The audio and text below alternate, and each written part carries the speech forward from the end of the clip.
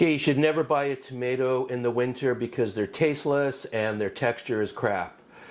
Sure, that sounds great, but having been in this business for so long, people still like tomatoes. They like them on their burgers, they like them on their sandwiches. So you have to use tomatoes all year round. So over the years, we've come up with a few different things to kind of enhance the flavor of a winter tomato.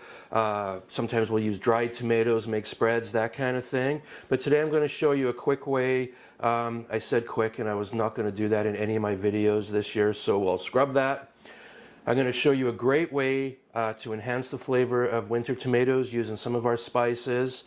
So what I have right here, I have 6 Roma tomatoes that I've cut in half. Got them in my baking dish. My oven preheated to 325 degrees.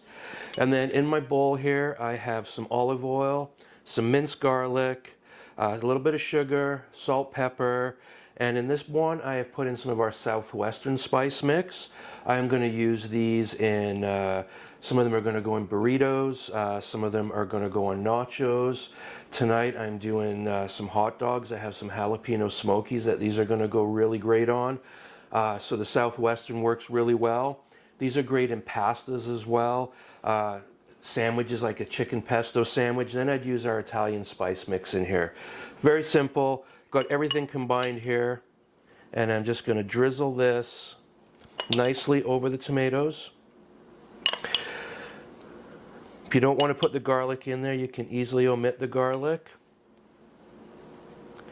You could also use our, we have a spice mix for a balsamic dip that would go great on here, especially if you wanted to chop these up, put them with a little bit of chev on a crostini for an appetizer, maybe a little balsamic drizzle.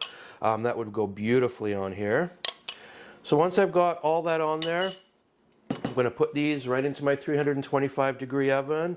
I'm just going to cook them low and slow, let those flavors go in there, let that sugar sweeten them up a little bit. Then we'll pull them out and I'll show you what they look like when they're done. Okay, so these just came out of the oven. I'm going to let them cool before I put them away. Now for cooking time, it really depends on the texture of the tomato.